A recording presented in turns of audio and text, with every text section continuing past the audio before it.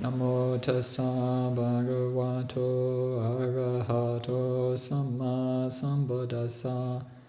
Namo tassa bhagavato arahato samma sambuddhassa. Namo tassa bhagavato arahato samma sambuddhassa.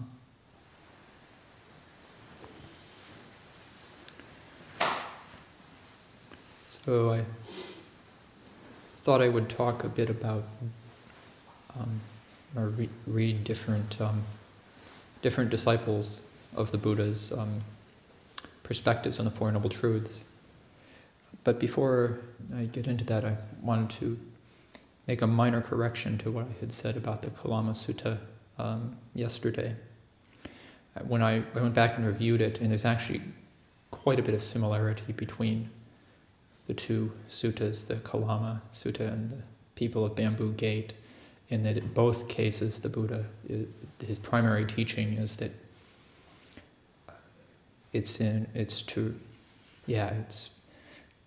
keeping the precepts is for your long-lasting benefit and happiness, and that's his message to both groups of people. But how he presents it differs in the cases because of the differing temperaments of his audience. Okay, so to enter into the Four Noble Truths, people are fairly familiar with the usual statements of it. I thought I would start with some of the variations on this. This is Majjhima Nikaya 28, Mahahatthipadopama Sutta, the Great Elephant Footprint Simile. And this is Ajahn Jeff's translation. I have heard that on one occasion, the Blessed One was staying near Savatthi and Jeta's grove, Anathapindika's monastery. There Venerable Sariputta addressed the monks. "Friend monks." "Yes, friend," the monks responded to him. Venerable Sariputta said, "Friends, just as the footprints of all legged animals are encompassed by the footprint of the elephant, and the elephant's footprint is reckoned the foremost among them in terms of size, in the same way, all skillful qualities are included in the Four Noble Truths. In which four? In the noble truth of stress, in the noble truth of the origination of stress, in the noble truth of the cessation of stress, and in the noble truth of the path of practice leading to the cessation of stress. And what is the noble truth of stress? Birth is stressful, aging is stressful, death is stressful. Sorrow, lamentation, pain, distress, and despair are stressful. Not getting what is wanted is stressful. In short, the five clinging aggregates are stressful. And which are the five clinging aggregates? The form clinging aggregate, the feeling clinging aggregate, the perception clinging aggregate, the fabrication clinging aggregate, and the consciousness clinging aggregate. And what is the form clinging aggregate? The four great existents, and the form derived from them. And what are the four great existents? The earth property, the liquid property, the fire property, and the wind property. And what is the earth property? The earth property can be either internal or external.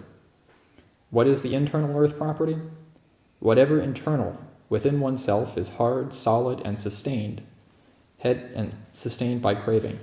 Head hairs, body hairs, nails, teeth, skin, flesh, tendons, bones, bone marrow, kidneys, heart, liver, pleura, spleen, lungs, large intestines, small intestines, contents of the stomach, feces, or whatever else internal within oneself is hard, solid, and sustained. This is called the internal earth property. Now both the internal earth property and the external earth property are simply earth property.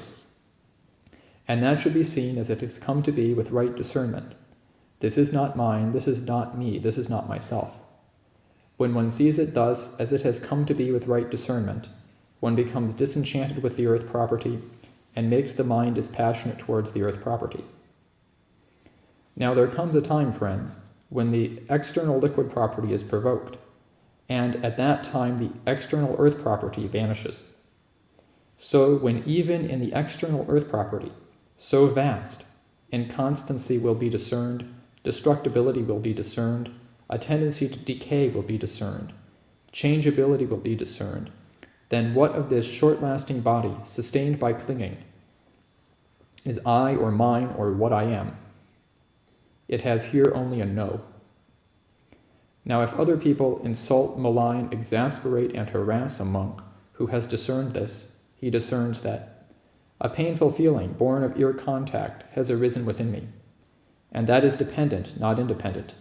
Dependent on what? Dependent on contact.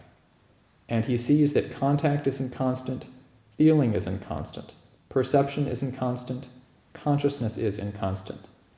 His mind, with the earth property as its object or support, leaps up, grows confidence, steadfast, and released.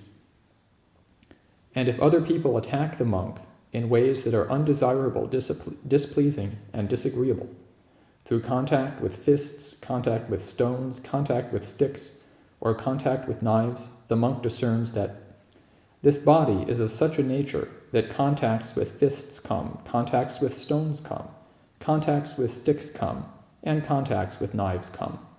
Now the Blessed One has said in his exhortation on the simile of the saw, Majjhima 21, monks, even if bandits were to carve you up savagely limb by limb with a two-handled saw, he among you who let his heart get angered even at that would not be doing my bidding. So my persistence will be aroused and untiring, my mindfulness established and unconfused, my body calm and unaroused, my mind centered and unified. And now let contact with fists come to this body, let contact with stones, with sticks, with knives come to this body, for this is how the Buddha's bidding is done. And if, in the monk, recollecting the Buddha, Dhamma, and Sangha in this way, equanimity based on what is skillful is not established, he feels apprehensive at that, and gives rise to a sense of urgency. It is a loss for me, not a gain, ill-gotten for me, not well-gotten, that when I recollect the Buddha, Dhamma, and Sangha in this way, equanimity based on what is skillful is not established within me. Just as when a daughter-in-law, on seeing her father-in-law, feels apprehensive and gives rise to a sense of urgency to please him, in the same way, if in the monk recollecting the Buddha, Dhamma, and Sangha in this way, equanimity based on what is skillful is not established, he feels apprehensive at that and gives a sense of urgency. It is a loss for me, not a gain, ill-gotten for me, not well-gotten, that when I recollect the Buddha, Dhamma, and Sangha in this way, equanimity based on what is skillful is not established within me. But if, in the monk recollecting the Buddha, Dhamma, and Sangha in this way, equanimity based on what is skillful is established, then he is gratified at that. And even to this extent, friends, the monk has accomplished a great deal. And then the sutta continues with the liquid element, the fire element or property, and the wind property. And much of it is similar. So I'm going to just skip over those sections. Continuing. Friends, just as when in dependence on timber, vines, grass, and clay, space is enclosed and gathered together under the term house, in the same way, when space is enclosed in dependence on bones, tendons, muscle, and skin, it is gathered under the term form, or body. Now, if internally the eye is intact, but externally forms do not come into range, nor is there a corresponding engagement, then there is no appearing of the corresponding type of consciousness. If internally the eye is intact and externally forms come into range, but there is no corresponding engagement, then there is no appearance of the corresponding type of consciousness. But when internally the eye is intact and externally forms come into range, and there is a corresponding engagement, then there is the appearing of the corresponding type of consciousness. The form of what has thus come to be is gathered under the form-clinging aggregate. The feeling of what has thus come to be into being is gathered under the feeling-clinging aggregate. The perception of what has thus come to be is gathered under the perception-clinging aggregate. The fabrications of what has thus come to be are gathered under the fabrication-clinging aggregate. The consciousness of what has thus come to be, what has thus come into being, is gathered under the consciousness-clinging aggregate. One discerns. This, it seems, is how there is the gathering, meeting, and convergence of these 5 clinging aggregates. Now the Blessed One has said, whoever sees dependent co-arising sees the Dhamma. Whoever sees the Dhamma sees dependent co-arising. And these things, the 5 clinging aggregates, are dependently co-arisen. Any desire, embracing, grasping, holding on to these 5 clinging aggregates is the origination of stress. Any subduing of desire and passion, any abandoning of desire and passion for these 5 clinging aggregates is the cessation of stress.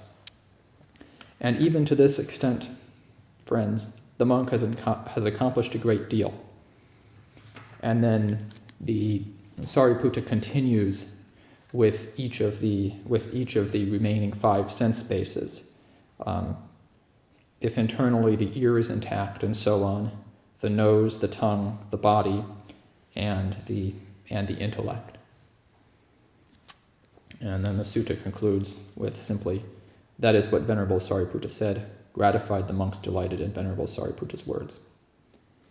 And yeah. And there's a lot of material there. I'm impressed by how much Sariputta is able to just gather in there. There's seemingly most of the Dhamma in that sutta.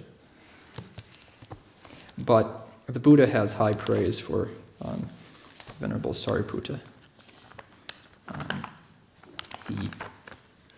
At one point, this is Samyutta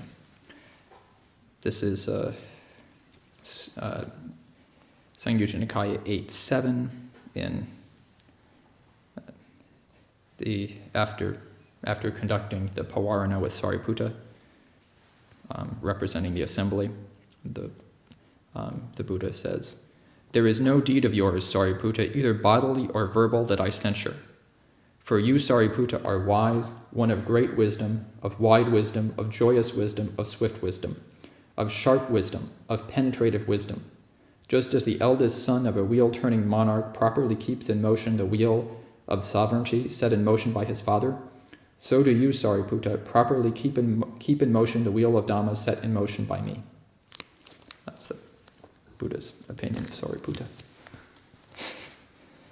And I also thought to read some much shorter expositions on the Four Noble Truths from some modern Thai forest teachers.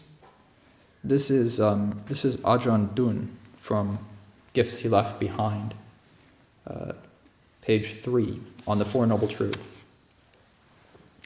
A senior monk of the meditation tradition came to pay his respects to Luang Pu on the first day of the Rains retreat in 1956.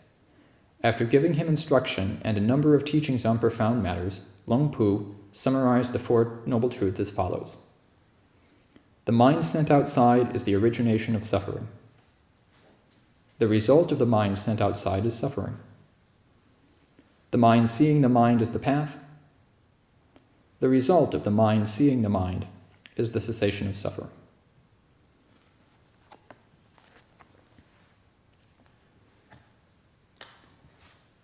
And then from Ajahn Lee, this is from the book Basic Themes, and then page 37. If we were to summarize the Four Noble Truths briefly, we could do so as follows. The objects or preoccupations of the mind that arise and disappear are the truth of stress. The mental act that deludedly enters into and takes possession of those objects is the truth of the cause of stress. The mental act that focuses on those objects and examines them as they arise and disappear is the truth of the path. And the mental act that lets go of those objects as they arise and disappear is the truth of disbanding or release. In other words, that which knows the reality that doesn't arise and doesn't disappear. These, then, are the Four Noble Truths. Those who see these four truths directly for themselves will give rise to the noble path and fruition termed stream entry. Such people are a field of merit for the world, worthy of respect, worthy of welcome, worthy of offerings and veneration.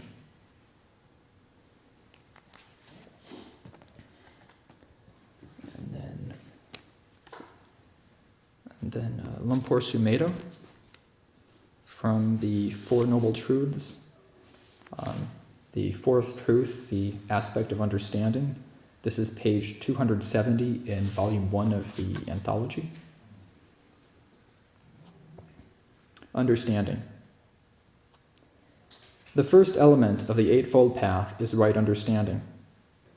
This arises through insights into the first three noble truths. If you have those insights, then there is perfect understanding of Dhamma, the understanding that all that is subject to arising is subject to ceasing. It's as simple as that. Now, you don't have to spend much time reading all that is subject to arising is subject to ceasing to understand the words, but it takes quite a while for most of us to really know what the words mean in a profound way rather than just through the intellect. To use modern colloquial English, insight is gut knowledge. It's not just from ideas. It's no longer, I think I know, or, oh yes, that seems a reasonable, sensible thing. I agree with that. I like that thought. That kind of understanding is still from the brain, whereas insight knowledge is profound. It is really known, and doubt is no longer a problem. This deep understanding comes from the previous 9 insights into the 3 previous noble truths. So there is a sequence leading to right understanding of things as they are, namely that all that is subject to arising is subject to ceasing and is not self. With right understanding, you have given up the illusion of a self that is connected to mortal conditions. There is still the body. There are still feelings and thoughts, but they simply are what they are. There is no longer the belief that you are your body, or your feelings, or your thoughts. The emphasis is on things are what they are. We are not trying to say that things are not anything at all, or that they are not what they are.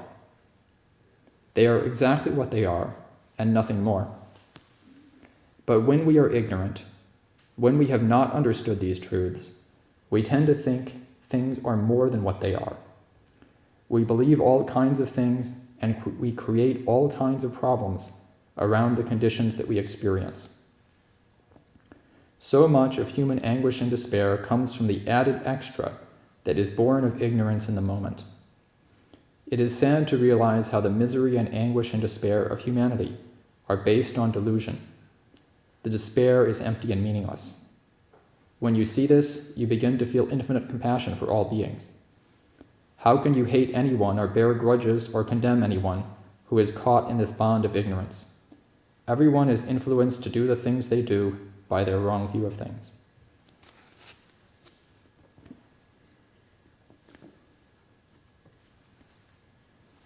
So that's quite a lot of material. See if anyone has any questions or comments.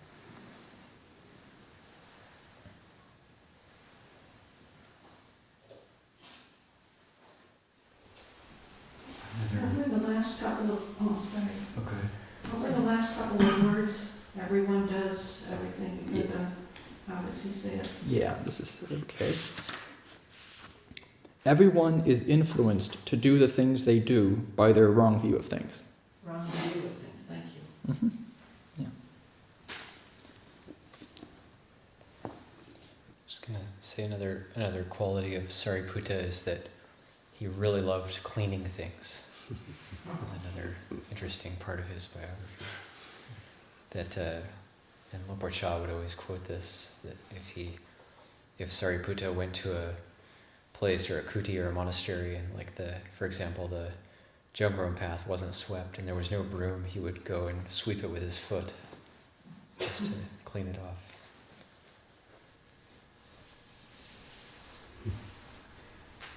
I quite appreciated Venerable Sariputta's in explaining that any sort of relinquishment of the the karmas or to the objects of clinging, that is included in cessation of suffering.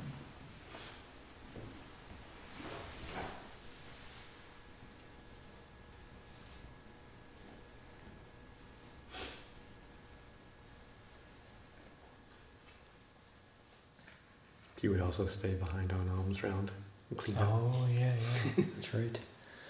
He would leave last for alms round, wasn't that it?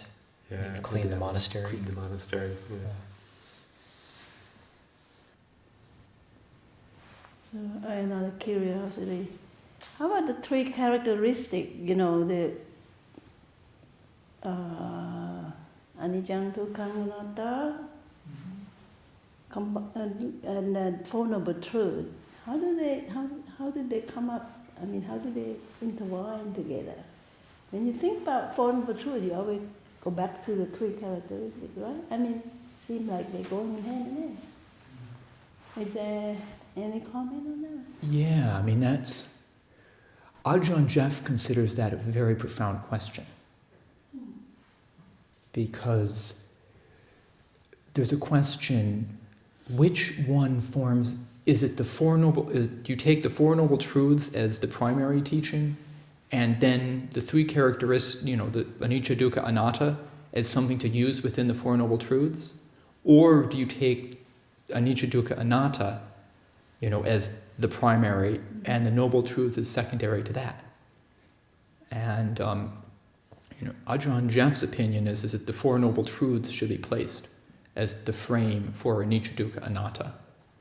Whereas, again, I don't know fully, but some of the commentarial tradition seems to, especially if you start asking questions about what is the nature of the world, you can say, well, the world is anicca, dukkha, anatta. Mm-hmm.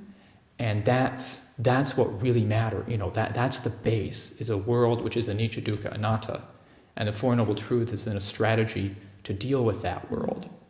Whereas Ajahn Jeff, differs in saying that don't assume characteristics about the world independent of one's experience of suffering and the end of suffering.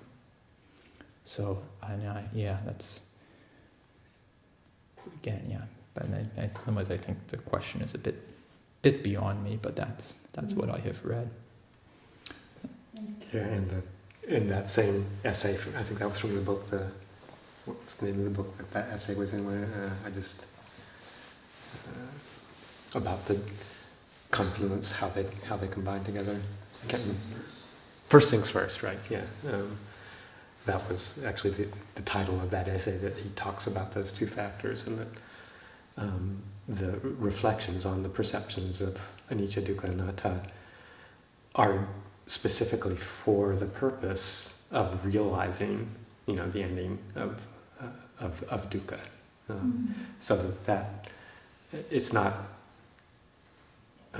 so much to describe a metaphysical reality, but it is to use it as a contemplative strategy for the purpose of understanding the Four Noble Truths. As one of the examples he gives in that is like, sometimes people think, well, the teaching on anicca, the teaching on impermanence, means that I should just be in the present moment, and that if I can just be in the present moment, then I won't, get lost in, or that I'll, be able to kind of just be happy right now because I won't be thinking about the past, I won't be worrying about the future. But he says really that that's not a proper way to use the reflection on anicca. That the proper way is to say, yes, it's good to understand present moment phenomena as they arise and as they cease, but with the aim of seeing how there is the innate quality of suffering when you grasp onto those. Even in that present moment, you can create a lot of suffering, even in the present moment if you're there unskillfully. So just being in the present moment, being attuned to anicca, isn't a guarantee that you're not going to suffer. You actually have to see what you're actually doing in the present moment, because you can create a lot of suffering in the present moment. So that's where the teachings on the Four Noble Truths assume primacy over the three characteristics. Because if you read the Thai Dharma book, it seems to be placing on top of the Four Noble Truths. I mean, I don't know why it's always come before. So I was wondering about, how do we reflect which one to use? Which one, yeah. Ajahn Jack have it very different. Yeah, thank you. And they're also kind of the same thing. Like, the first noble truth is dukkha. Second and third noble truths is arising and passing away, so that's anicca. Mm-hmm.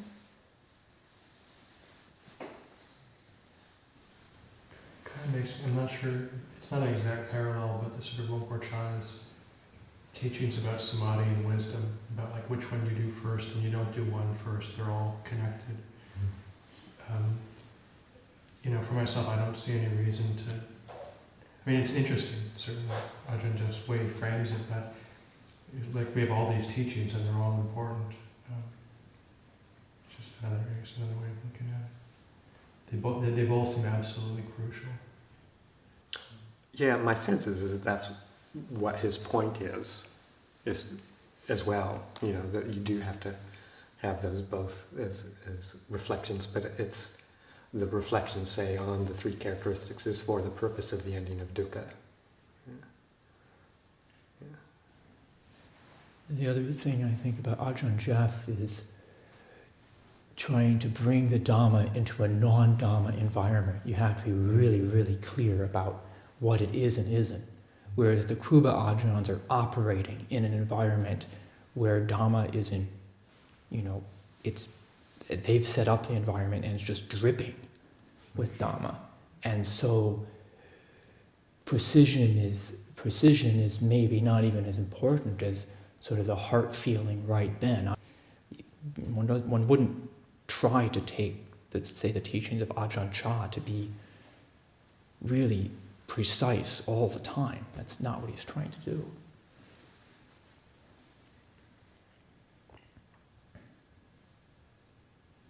It points to an interesting Western tendency. Generalize again, but to want to really just get it all nailed down and squared away, and this fits here and this fits there. And I can't imagine that was the Buddha's intention with the teaching. And I guess that's an Abhidhamma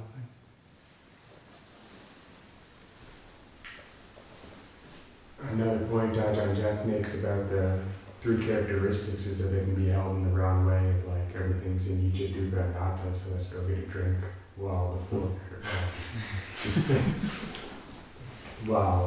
looking at suffering, the cause of suffering takes more investigation and time and effort to really understand.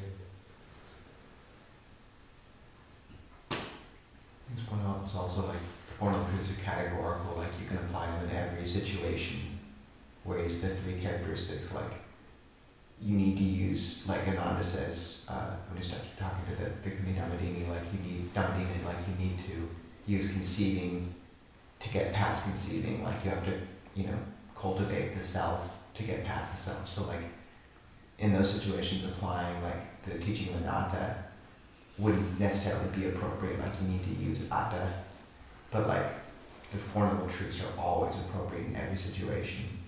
I found that pretty interesting. I hadn't thought of it before.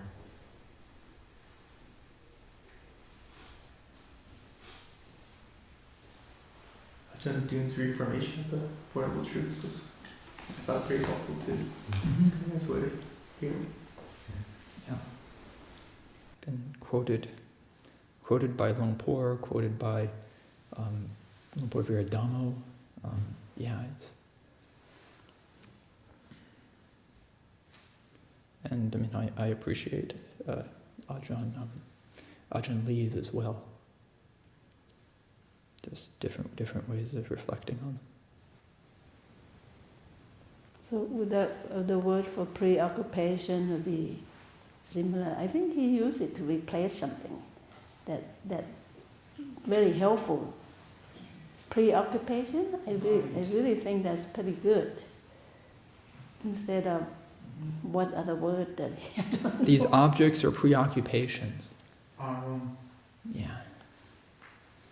I think one advantage that the Four Noble Truths have over the three marks is that the Four Noble Truths tell you what to do, how to do it, and why to do it. Whereas the three marks just kind of describe something. Yeah, and also the Four Noble Truths, the three characteristics is what bhikkhus who listen to the Four Noble Truths realize. Like Anyukondanya realizing everything passes away, is not self. But after listening to the teaching, he sort of realizes that.